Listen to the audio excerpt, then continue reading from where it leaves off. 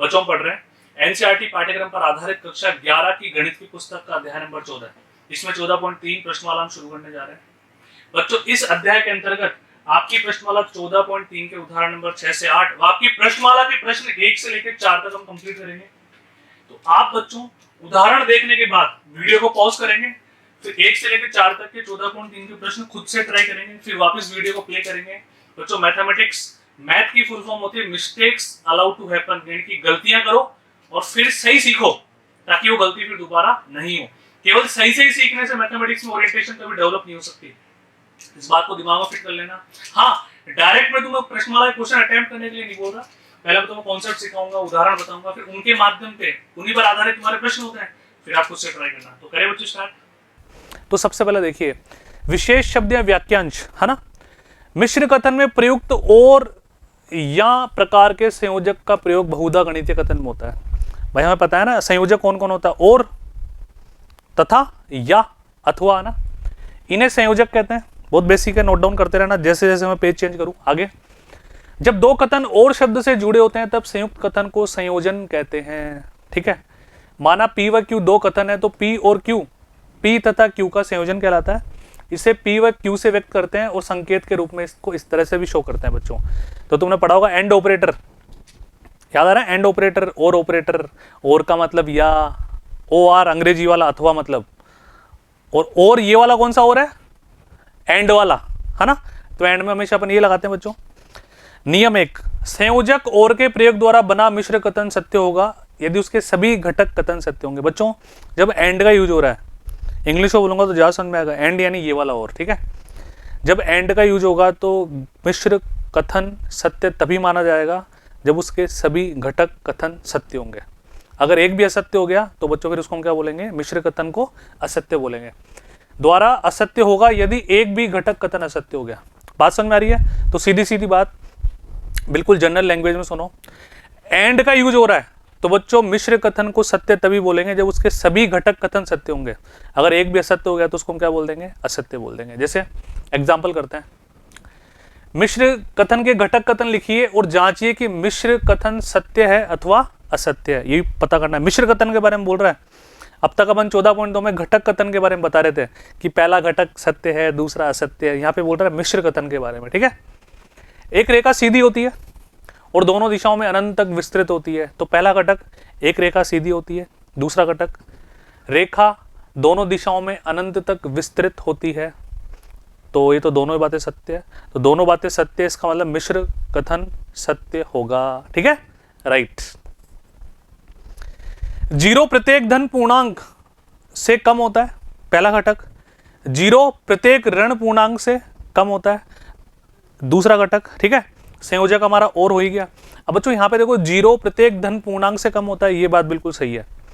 0 प्रत्येक ऋण पूर्णांक से कम होता है, सर ये बात बिल्कुल हमारे समझ में नहीं आ रही, यानी कि गलत बात है, क्योंकि 0 तो बड़ा होता है ऋण पूर्णांक से। तो बच्चों तो इसका मतलब दूसरा कथन असत्य है, दूसरा घटक असत्य है, और एक भी असत्य होने पर और संयोजक द्वारा मिश्र कथन असत्य साबित होगा। तो इसको क्या बोल देंगे बच्चों, असत्य। प्रत्येक सजीव के 2 पैर होते हैं, प्रत्येक सजीव के 2 आंख होते हैं। ठीक है, 2 घटक में हमने इसको डिवाइड कर दिया। संयोजक बच्चों कौन है, और। अब बच्चों प्रत्येक सजीव के 2 पैर होते हैं, ये भी गलत है। प्रत्येक सजीव के 2 आंख होती है, ये भी गलत है। तो दोनों असत्य, इसका मतलब मिश्र कथन बच्चों असत्य है। आपको सॉल्यूशन इस तरह से रिप्रेजेंट करना है एग्जाम में, समझा मैंने दिया है तुम्हारे को। एक रेखा सीधी होती है, एक रेखा के दोनों अक्षों में अनंत तक विस्तृत होते हैं, दोनों कथन सत्य है, इसलिए मिश्र कथन भी सत्य है, यह असत्य है। और तीसरा बच्चों असत्य। क्लियर है? तक आगे पढ़ते चलो, बहुत आसान बात है। एल्कोहल और पानी के मिश्रण को रासायनिक विधियों द्वारा अलग अलग किया जा सकता है। अब बच्चों ये एल्कोहल और पानी अगर और दिखते तुम ये मत समझ लेना कि यहाँ पर और संयोजक का रोल प्ले कर रहा है। जो अभी हमने मिश्र कथन बनाए थे और संयोजक द्वारा, उस तरह का नहीं है। इसने बोला भी और से प्रयुक्त मिश्र कथन नहीं माना जा सकता। यहाँ पर शब्द और 2 वस्तुओं अल्कोहल तथा पानी का उल्लेख कर रहा है, ये तो जनरल बात है ना। तो टिप्पणी बच्चों में क्या बोलते हैं, हमें यह नहीं समझना चाहिए कि शब्द और से प्रयुक्त वाक्य सदैव एक मिश्र कथन होगा, जैसा कि उपयुक्त उदाहरण में दर्शाया गया। इन सब बातों को नोट्स बना लेना आप, जब आप इनको लिखोगे ना बच्चों तो अपने आप समझ में आ जाएंगे, लिखते लिखते ही। लिखने से बातें याद होती है, थ्योरेटिकल चीज़ों को लिख लिख कर याद करना चाहिए, और इसमें तो समझना पड़ेगा तुम्हारे को ना। आगे बढ़ो, अब और का काम खत्म हो गया, अब चलते या से, अथवा, OR है ना। या का संयोजक के रूप में प्रयोग करके संयुक्त कथन की रचना की जा सकती है। सूर्य चमकता है, वर्षा होती है। तो ध्यान से देखो, पी या क्यू, सूर्य चमकता है या वर्षा होती है। दोनों चीजें एक साथ तो कैसे होगी, सूर्य चमकता है या वर्षा होती है। ठीक है, चलो ये सब बेसिक है, आप इसको एग्जांपल से समझाता हूं मैं तुम्हें इसके नियम। बच्चों और संयोजक में तो क्या हो रहा था, मिश्र कथन के सत्य होने के लिए सभी घटक कथनों का सत्य होना जरूरी था। एक भी असत्य होते ही असत्य हो रहा था। यहाँ पे देखो, सत्य होगा यदि एक कथन सत्य है या दोनों घटक कथन सत्य, यानी कि एक भी सत्य है ना तो हम इसको बोल देंगे सत्य है, एक भी अगर सत्य है तो, है ना। और असत्य होने के लिए बच्चों दोनों घटक कथनों का सत्य होना जरूरी है, यानी कि और संयोजक में तो एंड में, और संयोजक में एंड में तो बच्चों हम क्या बोलेंगे, और का मतलब एंड, ये वाला और मत लेना, तो इसको या बोलूंगा मैं, ध्यान रखना ना बच्चों। और संयोजक में दोनों घटक कथनों का सत्य होना जरूरी था सत्य होने के लिए। यहाँ पे असत्य होने के लिए सभी घटक कथनों का असत्य होना जरूरी है। ठीक है, आ जाओ। अब बच्चों ये अंतर्विष्ट या और अपवर्जित या, इसको मैं तुम्हें एग्जाम्पल के माध्यम से समझाता हूं, बिल्कुल चिंता मत करना। किसी देश में प्रवेश करने के लिए आपको पासपोर्ट या मतदाता पहचान की आवश्यकता पड़ती है। बच्चों बताओ, किसी देश में प्रवेश करने के लिए अगर आप मतदाता पहचान पत्र भी लेके जा रहे हैं और पासपोर्ट भी लेके जा रहे हैं तो दोनों ही मान्य है? बोलो हाँ है ना। इसमें ज़्यादा लॉजिक मत लगा लेना कि सर पासपोर्ट बनाते समय मतदाता पहचान पत्र ले लिया जाता है तो हम तो ये बोल देंगे साहब पासपोर्ट ही ले जाओ केवल, लेकिन है तो दोनों बातें मान्य ना। ऐसे थोड़ी है कि ये लेके जाएं तो वो नहीं लेके जा सकते और वो लेके जाएं तो ये नहीं लेके जा सकते। तो जब दोनों बातें मान्य होती तो हम क्या बोलेंगे, अंतर्विष्ट या। देखो यहाँ पर या अंतर्विष्ट है क्योंकि किसी देश में प्रवेश करने के लिए एक व्यक्ति के पासपोर्ट और मतदाता पहचान दोनों ही हो सकते हैं। ठीक है, आगे बढ़ो। अवकाश या रविवार के दिन विद्यालय बंद रहता है। अब बच्चों रविवार के दिन भी विद्यालय बंद रहता है या अवकाश के दिन भी, क्योंकि अवकाश रविवार के दिन भी हो सकता है और नॉर्मल डे पे भी हो सकता है, यानी कि विद्यालय अवकाश तथा रविवार दोनों दिन बंद हो सकता है। तो दोनों बातें मान्य है तो हम क्या बोलेंगे, अंतर्विष्ट, क्योंकि विद्यालय अवकाश के दिन और साथ ही रविवार को बंद रहता है।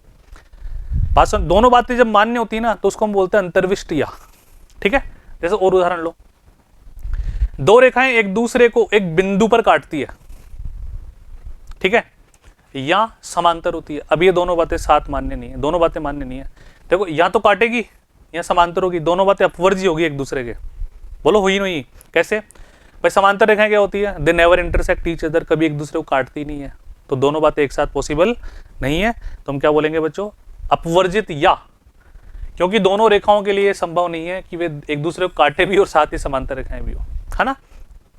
तृतीय भाषा के रूप में कोई विद्यार्थी फ्रेंच भाषा या संस्कृत भाषा का चयन कर सकता है। अब यहां पे देखो बच्चों, एक दूसरे को एक बिंदु पर काटती है या समांतर होती है, दोनों आपस में कॉन्ट्राडिक्टरी बातें आ गई, इसलिए इसको अपवर्जी बोल दिया। अब यहां पे देखो, तृतीय भाषा के रूप में कोई विद्यार्थी फ्रेंच भाषा या संस्कृत भाषा, तो बच्चों दोनों का तो चयन बिल्कुल नहीं कर सकता। दोनों बातें मान्य है क्या, बताओ? दोनों बातें मान्य नहीं है ना, एक ही ले सकता है। तो इसका मतलब बच्चों इसको हम क्या बोल देंगे, अपवर्जित, क्योंकि कोई विद्यार्थी तृतीय भाषा के फ्रेंच और संस्कृत दोनों नहीं ले सकता। बात समझ आ रही है ना, बहुत आसान है ना, बढ़े थोड़ा सा आगे। अच्छा, अंतर्विष्ट या प्रयुक्त मिश्र कथन सत्य होगा जब उसका कोई एक कथन सत्य हो, बिल्कुल वही जो अभी हम नॉर्मली या संयोजक का पढ़ रहे थे, वही दोनों नियम यहाँ पर एप्लीकेबल है। असत्य कब होगा, जब उसके दोनों ही घटक असत्य होते हैं। चलो उदाहरण और लेते हैं, किस प्रकार के या का प्रयोग किया गया है और जांचे की कथन सत्य अथवा असत्य है। आ जाओ, √2 एक परिमेय संख्या है। अब या की बात कर रहे हैं बच्चों ना, तो यहां पे देखो हम बात करेंगे बच्चों अलग अलग कथन की। इसने नहीं बोला कि मिश्र कथन असत्य है सत्य है ना, लेकिन हम सारी चर्चा कर लेते हैं, रुको एक बार। हाँ, कहां पे था प्रश्न? √2 एक परिमेय संख्या है या अपरिमेय संख्या है? बच्चों बताओ, √2 एक परिमेय संख्या है, पहला घटक। दूसरा घटक, √2 एक अपरिमेय संख्या है। अब पहले घटक की बात करें तो पहला घटक तो सर असत्य है, दूसरा घटक सत्य है। बात समझ में आ रही है सभी के? अब जब या संयोजक की बात करते हैं तो या संयोजक में मैंने तुम क्या समझाया, असत्य होने के लिए दोनों का सत्य होना जरूरी है। अगर एक भी सत्य है तो मिश्र कथन को हम सत्य बोल देते हैं। अब यहाँ पर ये प्रश्न अगर बात करें मिश्र कथन की, तो पहले क्वेश्चन का मिश्र कथन जो बन रहा है बच्चों वो बिल्कुल सत्य होगा, क्योंकि एक घटक कथन सत्य है प्रथम, सॉरी द्वितीय, पहला असत्य है। बात समझ में आ रही है? और एक भी सत्य होते ही हम क्या बोल देंगे, सत्य होता है। या में तो यही होता है ना, यही हमने पढ़ा। दोबारा देखो ध्यान से, अंडर रूट 2 एक परिमेय संख्या है, असत्य बात है।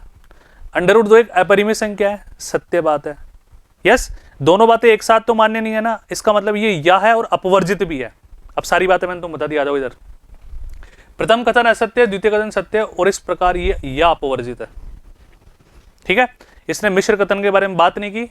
मिश्र कथन के बारे में बात करते तो हम क्या बोलते थे, सत्य है।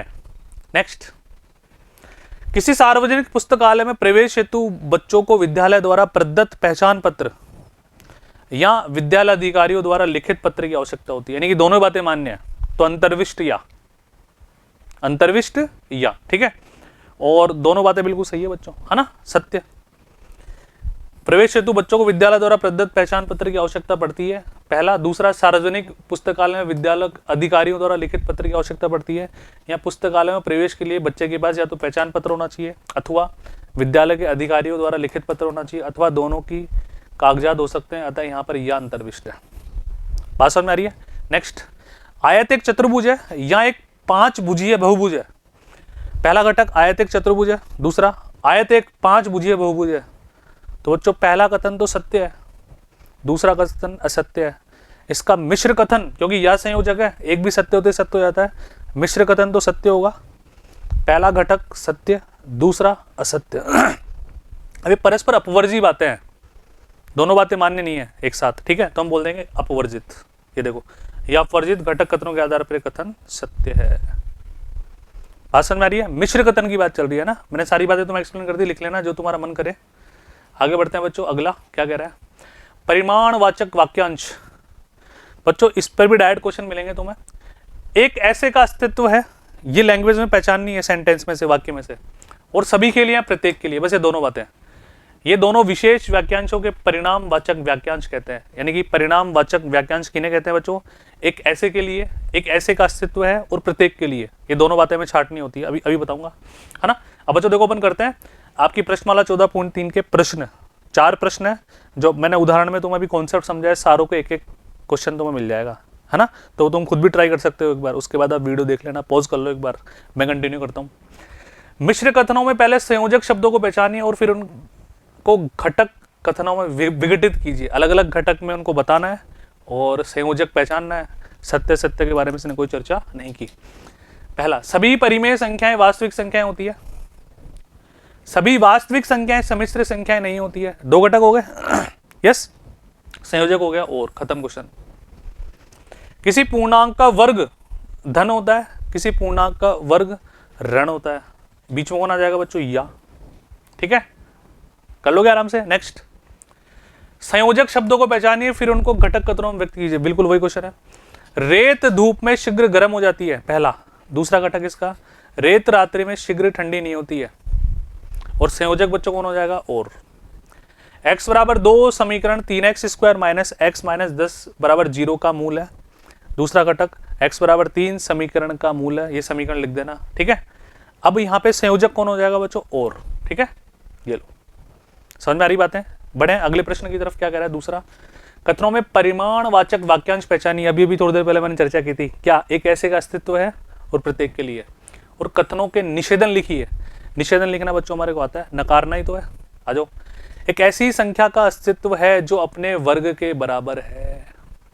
एक ऐसी संख्या का अस्तित्व है जो अपने वर्ग के बराबर है। तो यहाँ पे परिमाणवाचक क्या हो जाएगा, एक ऐसे का अस्तित्व है। निषेधन, एक ऐसी संख्या का अस्तित्व नहीं है जो अपने वर्ग के बराबर है। बस नेगेटिव ही तो बोलना है। निषेधन का मतलब एक ऐसी संख्या का अस्तित्व नहीं है जो अपने वर्ग के बराबर है, ठीक है। बात समझ में आ रही है? आगे बढ़ो। प्रत्येक वास्तविक संख्या x के लिए, तो बच्चों यहाँ पे परिमाणवाचक वाक्यांश क्या हो जाएगा, प्रत्येक के लिए। अब नेगेटिव बोलना है, निषेधन बोलना है। प्रत्येक वास्तविक संख्या x के लिए x प्लस 1 से कम होता है।